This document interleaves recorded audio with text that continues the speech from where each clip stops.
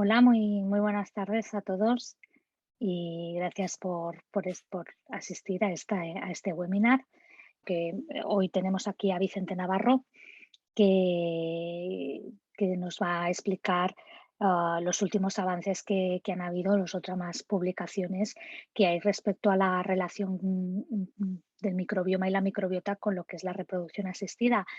No solo en la mujer, que ya sabemos que últimamente ha habido un boom muy grande con literatura científica que respalda todo este campo, sino también que veremos que en el hombre también se puede hablar de microbiota y se debe hablar de microbiota. Em, no sé si me conocéis, supongo que algunos de vosotros sí. Yo soy Eva González, soy la responsable del Departamento Médico Regulatorio de Fertifar y os quería dar las gracias de que os estéis conectando a estas horas a este webinar que impartiremos hoy. Para ello tenemos a Vicente Navarro. Vicente Navarro, ya veréis, es un gran comunicador, a mí me encanta, no me canso de escucharle. Y además es director de la Cátedra de Microbioma Humana e Investigación Principal del Grupo de Investigación MyBioPath de la Universidad Católica de San Antonio de Murcia. También es coordinador de la Unidad Clínica de Enfermedades Infecciosas e investigador principal del Grupo de Investigación del Hospital Universitario Vinalopó de Elche y es director del Centro de Investigación Bioitas. Y ya veréis que sabrá transmitiros pues toda esa energía y todo su saber en este campo. O sea que Vicente, cuando quieras, puedes. Bueno, pues gracias por la presentación, como siempre, Eva. Y gracias a Fertifar por la oportunidad, como decía al principio, de permitirme revisar un mundo como es el de la microbiota en el campo de la fertilidad. Yo he trabajado en los últimos 5 o 6 años en microbiota humana. Tenemos en mi grupo de investigación un montón de estudios, pero realmente este es el último campo que se ha unido a la evidencia científica para demostrar cómo la microbiota está influyendo en la salud, está influyendo en la enfermedad en algunos casos. Bien, en este caso haré una pequeña presentación me imagino que cada vez se está hablando más de esto y los presentes lo conocerán, pero simplemente muy brevemente describir qué es microbioma, qué es microbiota. Una pincelada sobre patologías en las que se ha estudiado y se ha documentado la influencia de la microbiota, del microbioma en distintas enfermedades, no solo en patología ginecológica, y pasaremos a revisar las últimas publicaciones o las publicaciones que hay en microbioma, microbiota a nivel de vagina, a nivel de semen, a nivel de endometrio. Esto es muy reciente, como digo, es lo último que se está publicando, para posteriormente evaluar cuál podría ser el papel de los probióticos en este campo que creo que tiene mucho futuro. Bien, como he comentado, la terminología es importante.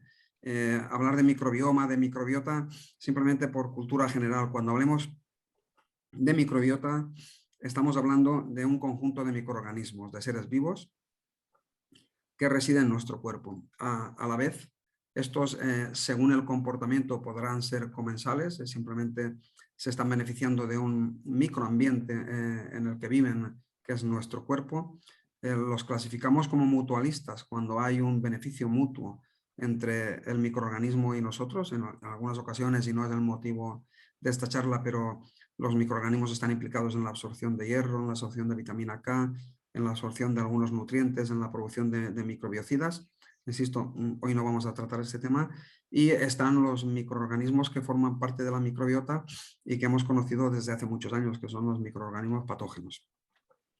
En medicina nos hemos dedicado a estudiar enfermedad y a estudiar estos microorganismos patógenos, pero en los últimos años nos damos cuenta que empiezan a aparecer una serie de microorganismos y sobre todo gracias a las técnicas de secuenciación masiva que conviven con nosotros y que en la mayoría de casos no nos están provocando enfermedad, todo lo contrario, nos transfieren salud. Por contra, cuando utilizamos el término de microbioma, este término es mucho más amplio. Es un término que hace referencia a los microorganismos, por supuesto, pero además incluye los genes, las proteínas que estos genes y enzimas que estos genes codifican, los metabolitos, consecuencia de las acciones de estas enzimas y toda la relación con las condiciones ambientales, incluyendo nosotros mismos que somos el hospedador. En los últimos 10 años se está generando una cantidad ingente de información sobre el efecto de la microbiota en determinadas patologías. De hecho, hay trabajos que relacionan la microbiota oral con enfermedades de la cavidad oral, como es el cáncer epidermoide de cabeza y cuello o es la caries. Cada vez hay más trabajos que están relacionando el eje intestinal cerebral, trabajos que documentan cómo pacientes con esclerosis múltiple, pacientes con Parkinson tienen una microbiota diferente a la de los sujetos sanos. Donde hay mucho avance es en patología digestiva. Sabéis que en patología digestiva sí que se ha relacionado una alteración de la microbiota con la enfermedad de Crohn, con la colitis ulcerosa. En los últimos años con el síndrome metabólico, recientemente con el cáncer, sobre todo con cáncer colorectal, se ha relacionado su presencia con una alta prevalencia de Fusobacterium, una bacteria que encontramos a nivel intestinal. En el mundo de la dermatología, mi grupo de investigación posiblemente es el más reconocido a nivel mundial. Hemos descrito una relación de la microbiota con enfermedades como la dermatitis atópica, como la psoriasis, como la acné, incluso desarrollado estudios clínicos en los que demostramos que el probiótico ayuda a mejorar en estas enfermedades. Y el último campo que se incorpora al estudio de la microbiota es la ginecología. Se conoce ya la relación de la presencia de disbiosis vaginales con la alteración de la microbiota a nivel vaginal, pero es en los últimos años, en los últimos 2-3 años, cuando empieza a hablarse de microbiota y fertilidad. Os voy a presentar brevemente algunos trabajos que ya hablaban de ese efecto mutualista que tiene la microbiota con el humano. En concreto, este trabajo que ya hace 9 años se publicó en la revista Cell, estudia la microbiota de 91 embarazadas y los recién nacidos. En el trabajo se describe como microbiota intestinal, como en el tercer trimestre del embarazo los autores iban analizando la microbiota mes a mes y veían que no había ningún cambio, pero justo cuando se llega al tercer trimestre del embarazo hay un aumento de manera brusca en la presencia de proteobacterias y actinobacterias, junto a datos bioquímicos de inflamación y mayor contenido energético en las heces de estos pacientes, en concreto de mujeres embarazadas.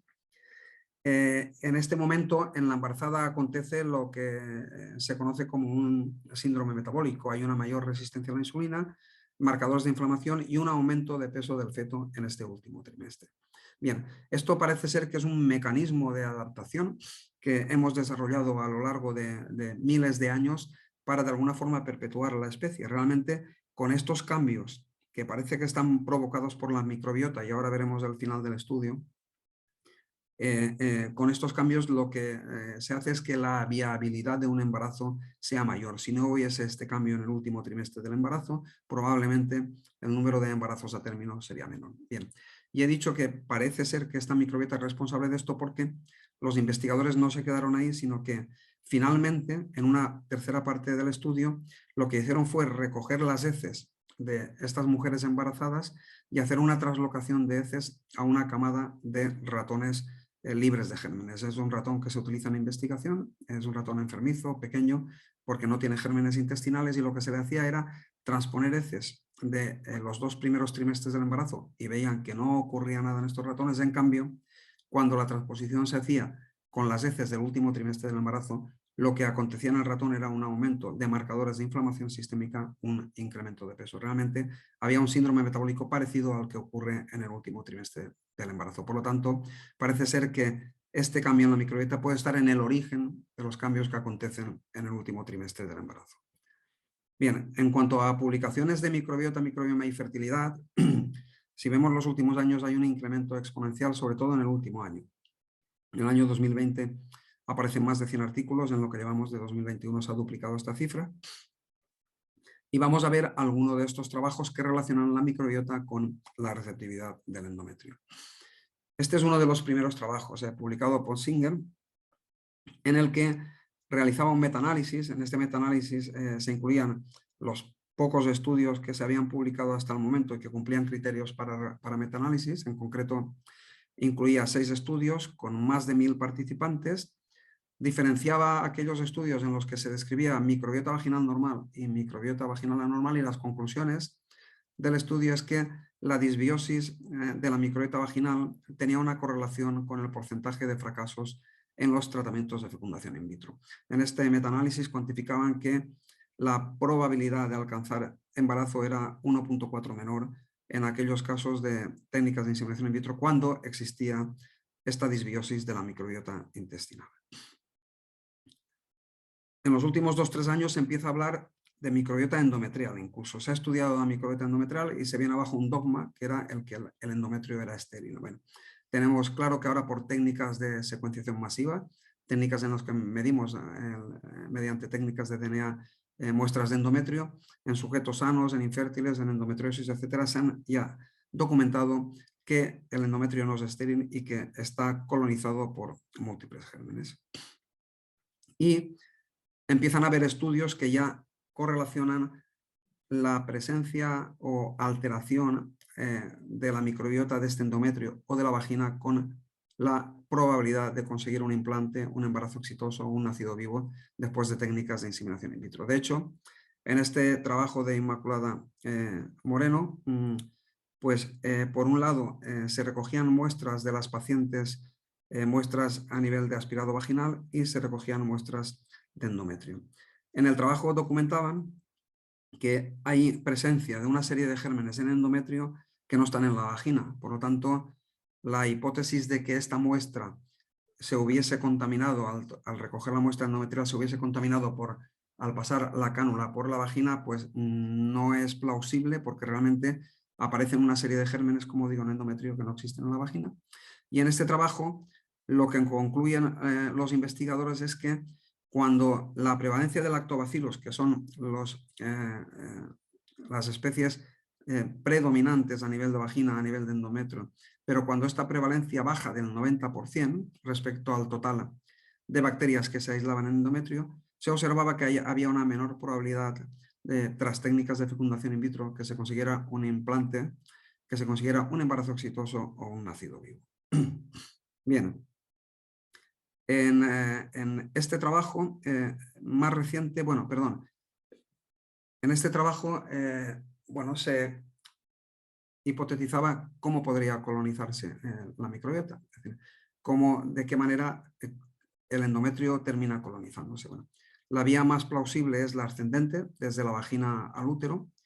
Incluso por fenómenos de translocación bacteriana, cabría la posibilidad de que vía hematógena determinadas bacterias orales o intestinales se transmitieran al endometrio por vía hematógena. Este fenómeno, incluso las bacteriemias asintomáticas están descritas en medicina y no necesitan tratamiento en la mayoría de ocasiones. Que por procedimientos ginecológicos es otra posibilidad de colonizar endometrio, hay que tenerlo en cuenta, no es una forma fisiológica, pero se puede contaminar el endometrio. De esta manera, incluso por hábitos sexuales, también podría haber colonización del endometrio.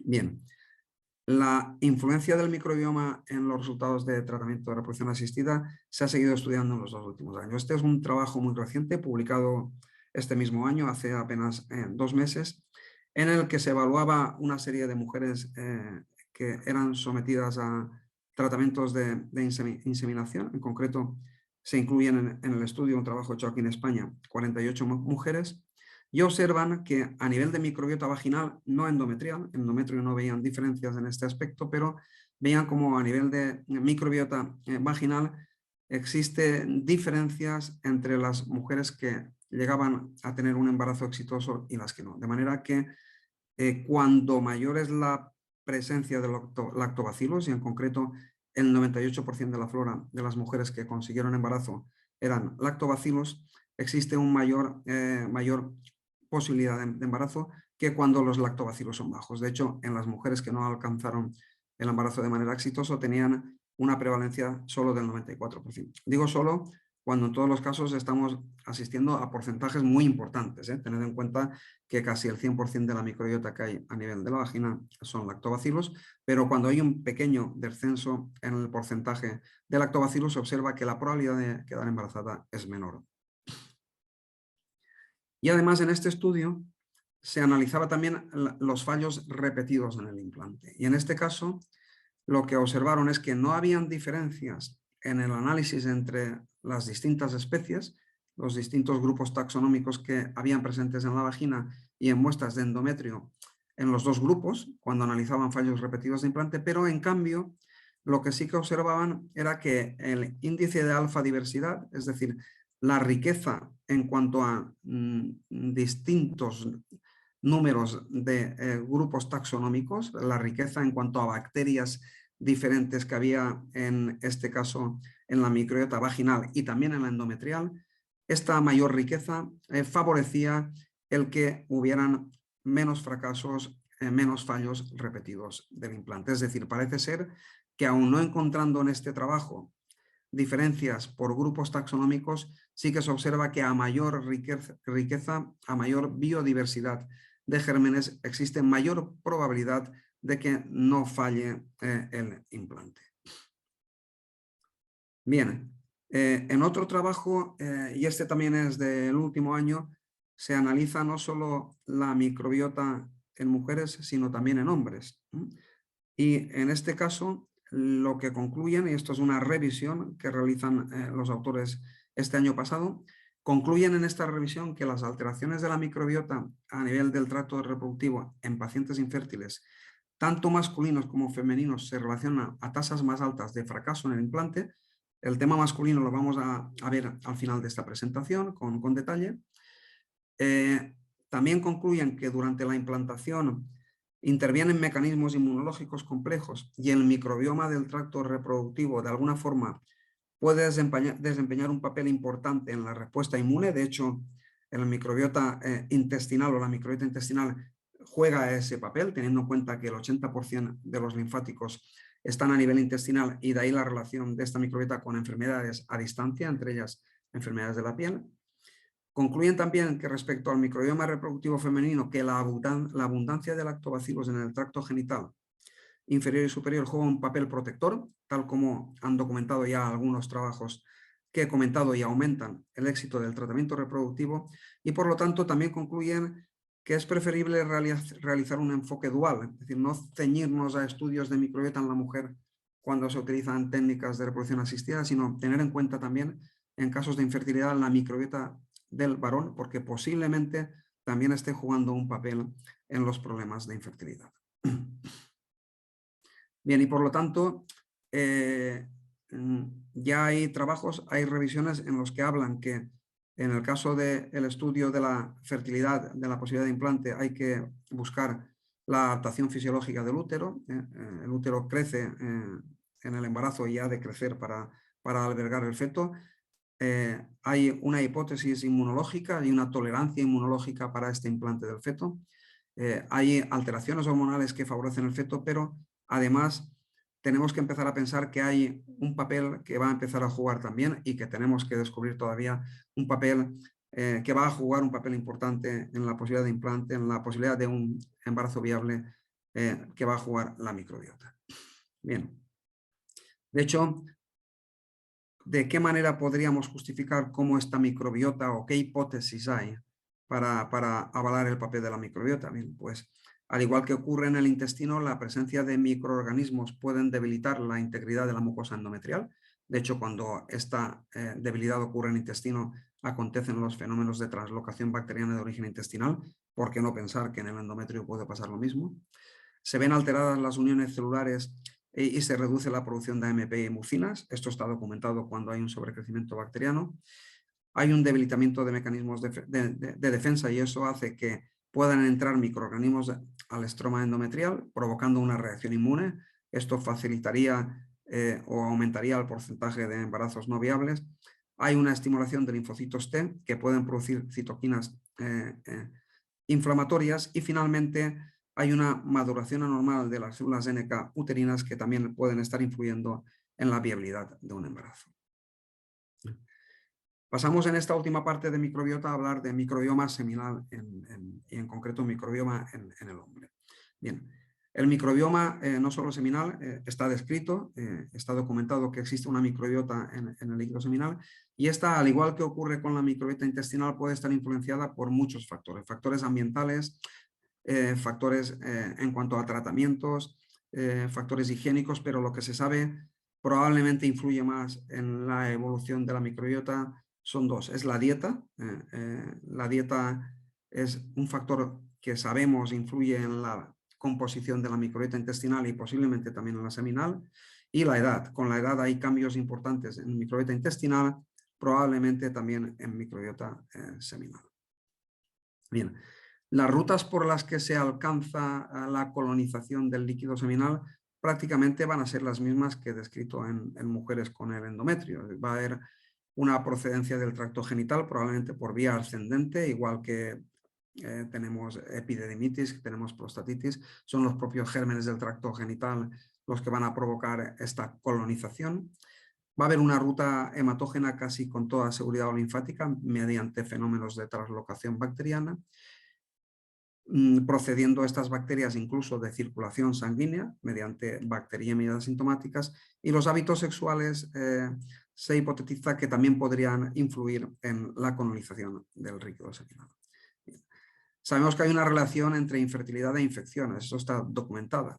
Hay un papel claro en cuanto a infecciones, inflamación, adhesión de los microorganismos al esperma, liberación de especies reactivas de oxígeno, es decir, todo esto sabemos que juega un papel, y factores espermáticos dependientes de la microbiota probablemente también estén jugando un papel muy parecido al que juegan los gérmenes patógenos que conocemos hasta el momento.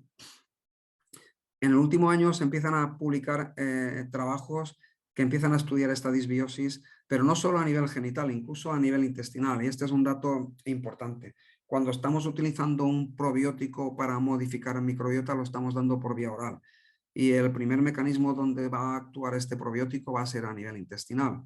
No va a ir específicamente al líquido seminal o a orina. Es decir, de alguna manera el intestino va a cambiar en primer lugar, pero también va a modular de alguna forma la microbiota urinaria y la microbiota a distancia. Y hay trabajos que empiezan a estudiar si esta disbiosis que aparece en el líquido seminal ocurre también en el intestino o en la orina. Y en ese sentido, pues en esta revisión, que incluye 24 estudios, casi 30.000 pacientes, llegan a la conclusión por los trabajos publicados que el microbiota seminal es rico y diverso en hombres fértiles e infértiles, pero que contienen diferentes especies dominantes. De manera que cuando hay una predominancia de lactobacillus, igual que ocurre en la vagina en las mujeres, este semen se asocia a una mejor calidad de los parámetros del mismo. Cuando el predominio o hay un aumento en la presencia de Prevotella en general, la mayoría de trabajos documentan que hay un efecto negativo sobre parámetros de calidad espermática, y cuando hay una mayor prevalencia de Uroplasma ureoleticum, en algunos trabajos documentan que estos varones tienen una mayor probabilidad de ser infértiles y un efecto negativo en cuanto a la concentración y morfología espermática. En la última parte, y una vez documentado que existe cada vez más evidencia de estos cambios de microbiota en mujeres, en hombres con problemas de infertilidad, nos tenemos que plantear esta pregunta. ¿Son realmente los probióticos útiles en infertilidad? ¿Nos podrían ayudar en ello? Es decir, ya sabemos que ayudan en algunas patologías y están en guías clínicas de pediatría para tratar las diarreas provocadas por virus en niños. Cada vez hay más evidencia en problemas dermatológicos, y en eso, como he dicho, mi grupo está creando evidencia de cómo un probiótico puede ayudar, un probiótico oral, a modificar la microbiota a nivel intestinal y con ello mejorar la enfermedad a nivel cutáneo. Pero realmente a nivel de infertilidad, ¿tenemos datos? ¿Hay alguna evidencia ya? Esto es lo que vamos a revisar ahora. Lo mismo que comenté al principio de la charla, si estudiamos publicaciones que mezclando los mes probiótico y reproducción en PubMed, vemos que también en el último año, últimos 2 años, es cuando empiezan a haber un mayor número de publicaciones, un mayor interés en explorar el efecto del probiótico en problemas de reproducción. El probiótico, no lo he comentado, pero hay varias definiciones, pero yo me quedaría con la de la OMS, que tiene años, pero realmente es una definición genérica en la que describe que son microorganismos vivos. De hecho, son gérmenes vivos que, cuando son administrados en cantidades adecuadas, y por lo general se establece que cantidad adecuada tiene que ser una dosis de al menos 10 elevado a 8 a 1 billón de unidades formadoras de colonias por dosis diaria, promueven beneficios en la salud del hospedador que los toma. En el campo de patología de la mujer ya hay estudios con mayor o menor éxito que han evaluado el efecto de estos probióticos. De hecho, se han estudiado en pacientes con disbiosis, como ocurre en pacientes con síndrome de ovario poliquístico. Se ha estudiado el efecto en pacientes con disbiosis vaginal, con unos trabajos que han demostrado cierta eficacia, otra no tan relevante. Y en el campo del embarazo, pues se empiezan a estudiar también, sobre todo en enfermedades asociadas al embarazo. Hay algunos trabajos que ahora revisaré que se han estudiado o que han evaluado el efecto de un probiótico en mujeres embarazadas y en concreto en cuadros de hiperglucemia, en cuadros de diabetes. De hecho, en este metaanálisis que se publica hace apenas 2 años, se incluían 10 estudios en los que se daba un suplemento con un probiótico a mujeres embarazadas. En 10 de estos estudios se evaluaba si había una mejora en los niveles de glucemia, en 8 se evaluaba si había una disminución en los niveles de insulina, si en estos mismos 8 si había una disminución en la resistencia a la insulina y finalmente en 6 de los estudios se objetivaba o se analizaba si había una mejora en el metabolismo del colesterol. Bien. Las conclusiones de estos trabajos, y de manera muy resumida, es que la suplementación con probiótico temprana en el embarazo reducía el riesgo de padecer diabetes mellitus gestacional, que los probióticos no afectaban al aumento de peso de la gestación ni a los días de gestación y tampoco afectaban al peso del recién nacido, a la altura o la circunferencia de la cabeza, y que los probióticos disminuyeron el ratio de partos prematuros respecto al grupo control. Bien, hay otros estudios más recientes del año pasado que evalúan datos similares, niveles de glucosa e insulina. Y en ellos, publicados, como digo, recientemente, se documenta lo mismo observado en este metaanálisis. En el primero de los estudios, la suplementación durante el embarazo con un probiótico tuvo un efecto beneficioso en el metabolismo de la glucosa, tanto en mujeres con diabetes gestacional como en embarazadas sanas. Y en el segundo de los estudios se concluye que esta suplementación también con un probiótico específico, con una cepa concreto, reduce la glucemia en ayunas, la resistencia a la insulina y los niveles de concentración de insulina. Bien. En varones también se han realizado estudios. De hecho, los trabajos más avanzados en este aspecto se han realizado aquí en España. Se sabe que el plasma seminal es rico en antioxidantes porque la membrana de los espermatozoides es altamente oxidable y por lo tanto un mecanismo de acción podría ser el efecto antioxidante que tienen algunos probióticos, en concreto Lactobacillus rhamnosus. Hay cepas de Lactobacillus rhamnosus que tienen una altísima propiedad antioxidante y que podría ser beneficioso como probiótico en este campo, y de hecho hay un estudio piloto realizado por Valcarce y colaboradores en el que demostraban en un pequeño grupo de pacientes el efecto beneficioso sobre la motilidad espermática de este lactobacillus y potencia el concepto de la importancia del eje intestino testicular, este concepto último que está llegando al mundo de la microbiota. Por lo tanto, y ya para ir terminando, si empezamos hace 5 o 8 años a hablar de eje intestino-cerebro, si en los últimos años estamos hablando ya del eje intestino-piel, demostrando el efecto de la microbiota sobre patologías cerebrales, sobre patologías de la piel, y además estamos ya desarrollando preparados probióticos que pueden influir en la evolución de esta enfermedad modificando la microbiota, creo que el eje intestino reproductor es un concepto que tenemos que ir introduciendo en nuestro portfolio de ciencia para avalar que realmente la microbiota del sistema reproductor seguro que tiene una influencia sobre la posibilidad de implante, la posibilidad de un embarazo viable. Se ha estudiado la interacción de microbiota en algunos desórdenes reproductores, en concreto en el síndrome de ovario poliquístico, y es una enfermedad que se relaciona a déficit o a un menor probabilidad de embarazo. Pues bien, modulando esta microbiota ya hay estudios con algunos probióticos que avalan que puede mejorar la sintomatología de los pacientes o de las pacientes con un ovario poliquístico. Se han estudiado probióticos con mayor o menor éxito, en la mayoría de ellos de la familia Lactobacillus rhamnosus, pero también otras familias como el Plantarum o el Grasserii, en los que se demuestra que la incidencia de vaginosis y estas están relacionadas con una menor probabilidad de embarazo, pues también han sido efectivo el probiótico para tratar estas enfermedades. Y finalmente en el hombre es plausible que si con el estilo de vida, con una obesidad y una alta dieta en grasas y calorías que se correlaciona con un fallo de la integridad de la membrana intestinal, lo que provoca liberación de endotoxinas y al fin y al cabo lo que provoca cuadros de translocación bacteriana intestinal, si conseguimos frenar este fenómeno y dando un probiótico oral, lo podemos hacer utilizando determinadas cepas de lactobacillus, de alguna forma podremos reducir la carga intestinal de bacterias gram negativas potencialmente dañinas, podremos aumentar la producción de ácidos grasos de cadena corta que van a proteger esa barrera intestinal e indirectamente mejorar la función testicular y rendimiento reproductivo. Como conclusiones ya de esta charla, y termino ya con esta diapositiva, pues decir que cada vez hay más evidencia de una relación entre microbiota vaginal, endometrial y seminal con la fertilidad, que la disbiosis en esta microbiota, la alteración de esta microbiota en mujer puede afectar a los resultados de tratamiento de reproducción asistida. De hecho, hay trabajos en los 2-3 últimos años, la mayoría españoles, que documentan esto.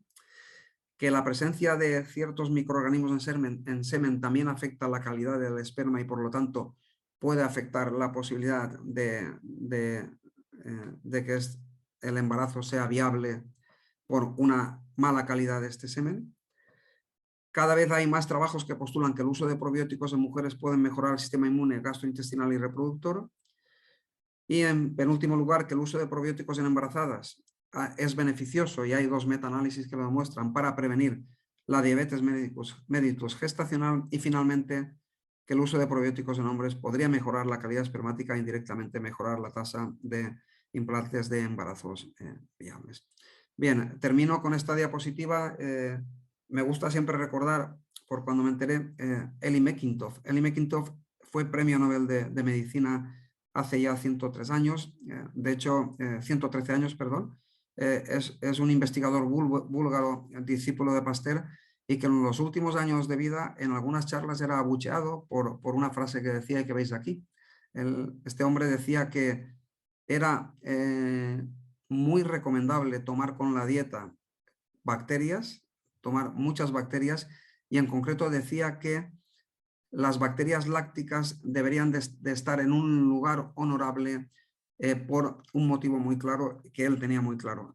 Este señor observó que en una zona del Cáucaso en la que la población se alimentaba en más de un 50% del aporte calórico de un fermento de leche, en concreto este fermento de leche era kéfir, pues utilizaban lactobacillus. Utilizaban lactobacillus para fermentar esta leche y él vio que en este grupo poblacional había un porcentaje muy elevado con supervivencias por encima de los 100 años. De alguna forma fue el primero que documentó que el uso de los lactobacilos podría generar un beneficio para la salud y así ocurría en esta zona.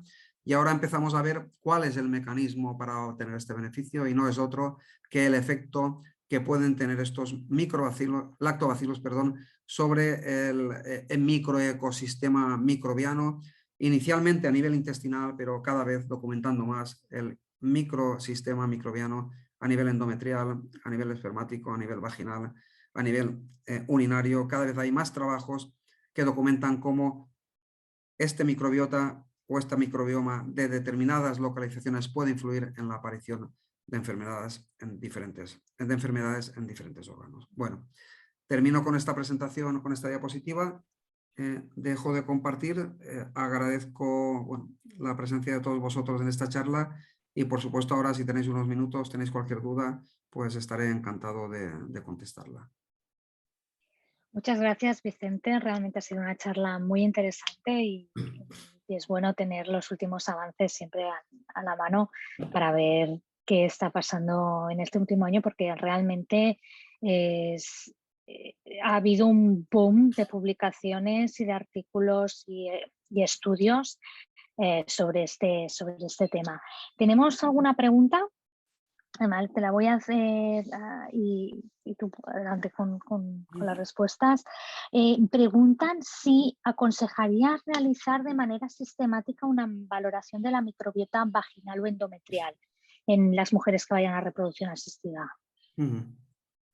A ver, esta problemática o esta pregunta surge en todos los foros, ya no solo en problemas de fertilidad, en otras patologías. Yo creo que a nivel de medicina cada vez se le está dando más importancia a tener datos de microbiota. Sí es verdad que todavía tenemos muy poca evidencia, todavía conocemos muy poco de ese microecosistema que a nivel intestinal, te pongo como ejemplo, puede tener hasta 1500 especies diferentes, que a nivel vaginal supera las 150 especies. Bien, yo creo que a nivel de investigación cada vez más es necesario. Yo creo que hace falta generar más conocimiento de grupos bacterianos, en muchas ocasiones grupos bacterianos minoritarios que están presentes en la microbiota pueden estar influyendo en la enfermedad. Yo estoy trabajando ahora en una enfermedad como es la infección por Clostridium difficile y aquellos pacientes sintomáticos tienen una prevalencia de estos grupos minoritarios determinados. Y a nivel de endometrio de vagina, pues probablemente en futuro cercano esto va a ser recomendable. A nivel de investigación, claramente, y cuando generemos datos como los que se están generando ya del porcentaje de lactobacilos que haya a nivel de vagina, pues yo creo que es un dato importante. Si tenemos un problema de infertilidad y la paciente tiene una baja prevalencia de lactobacilos, tenemos que pensar que este dato es importante conocer por parte del ginecólogo y posiblemente, como digo, en los próximos años, muy pronto, se necesite de esta prueba. No sabría decirte si ahora ya de manera sistemática en todos los casos, pero en casos puntuales posiblemente sí que hiciera falta.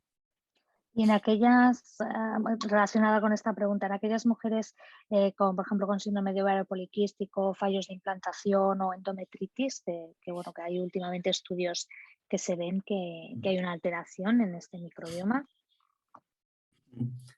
Te digo lo mismo, a nivel de práctica clínica habitual, cuento lo que yo hago. Yo trabajo con patologías en las que se generó esta evidencia que ahora está publicándose en ovario poliquístico, en endometriosis, donde se ve que sí que hay una Mm, alteración de la microbiota. Bien, si con el tratamiento habitual no hay una respuesta, yo creo que lo primero es intentar el modular esta microbiota, intentarlo en estudios clínicos, ¿vale? Con los probióticos que se han utilizado en estudios clínicos, intentar modularla directamente. Si no hay una respuesta, si no hay una mejora, probablemente hacer un estudio de la microbiota para confirmar que hay una alteración, yo lo haría. Yo en la práctica clínica estoy trabajando con niños con dermatitis atópica, les estoy administrando un probiótico que sé que funciona en dermatitis atópica y funciona en el 80% de los casos, 85%. Por lo tanto, no hago un estudio de microbiota basal. Sé que estos niños ya de entrada tienen una disbiosis de la microbiota, pero el futuro va a ser los tratamientos de precisión, los probióticos personalizados y en ese futuro sí que va unida el estudio de la microbiota con el administrar un probiótico concreto para modularla. muy interesante realmente. Em, Preguntan si los tratamientos de fertilidad, los tratamientos de fecundación in vitro pueden variar esta microbiota. Bueno, Entiendo, eso, entiendo que debe de ser la vaginal claro, o la endometrial. sí. Bueno, eso no sé si en Fertify tenéis más noticias que yo. A ver, siempre hay dos objetivos con un tratamiento con probióticos. Por un lado, puedes necesitar cambiar el microecosistema de bacterias que haya en la vagina.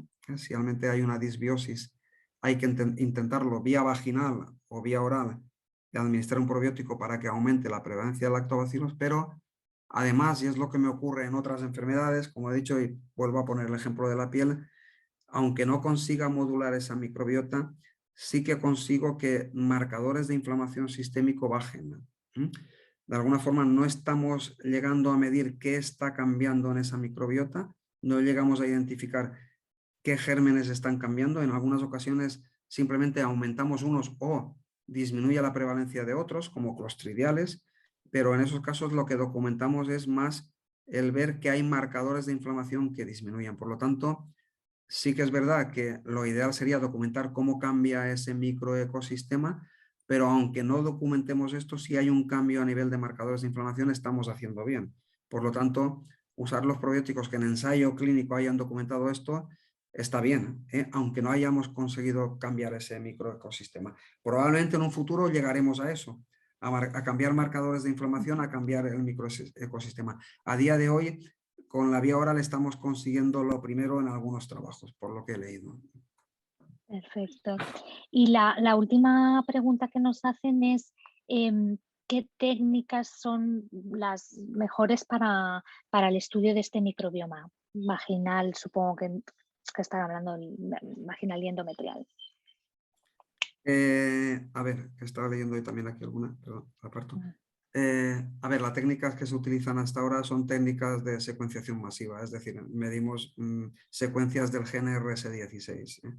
Midiendo, es una técnica mucho más barata que si hiciéramos un estudio genómico completo. Hacer un estudio genómico completo supone Mucho.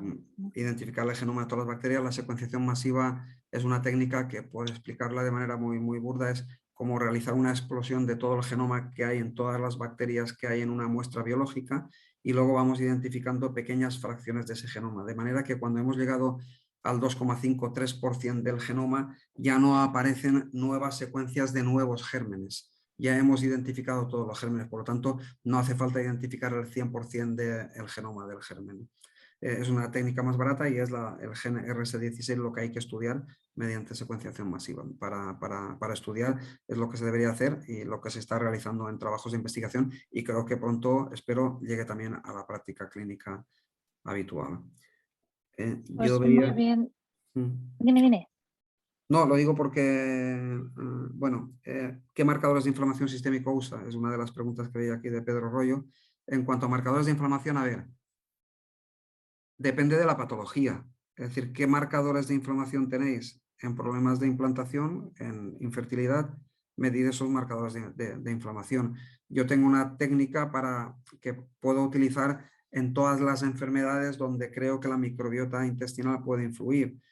Y no mido exactamente lipopolisacáridos circulantes de pared bacteriana, pero mido determinadas proteínas, determinados restos en sangre que me documentan que en este paciente hay fenómeno de translocación bacteriana. Eso se puede hacer. Si quiere, Pedro, más información al respecto, porque no toda la puedo transmitir por aquí, alguna de esta información, bueno, está protegida a nivel industrial por empresas, incluso por centros de investigación, pero si necesita algún dato más, me puede escribir y le puedo pasar algo más de información. Pero en general, pensad en lipopolisacáridos de pared y pensad en los marcadores de inflamación que medimos en las enfermedades. En un paciente con psoriasis voy a medir interleuquina 13, interleuquina 17, más otros marcadores que, como he dicho, son comunes a todas estas enfermedades donde hay fenómenos de translocación.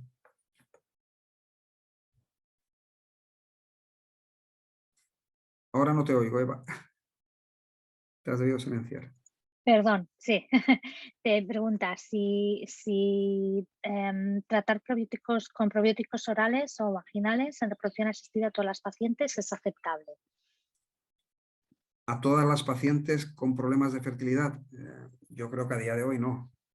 Vamos a ver, estamos generando evidencia y yo creo que a todas entiendo que no. Si con las técnicas que hay hasta ahora hay un implante exitoso, no creo que en ese momento. Lo que pasa es que igual estoy diciendo una burrada y los expertos en ginecología y andrología sois vosotros, pero realmente que en un futuro esto pueda entrar en la práctica habitual y me tenga que callar a día de hoy, yo creo que no. En un futuro cercano es posible. Muy bien, pues parece que no hay más preguntas. Vuelvo a darte las gracias, Vicente, por esta charla, que sin duda ha sido muy interesante. Y también volver a agradecer a todas las personas que se han conectado a este webinar, su asistencia, y que también espero que les haya parecido interesante a ellos. Sin más, no sé si Vicente, si quieres decir alguna cosa más. Yo creo que hablo bastante. Agradeceros a todos la presencia, bueno, desearos buen fin de año y que el próximo sea mucho mejor y bueno, seguiremos Esperemos, en estas esperemos. charlas. Muchas Pues gracias. muchas gracias a todos. Hasta luego. Hasta luego.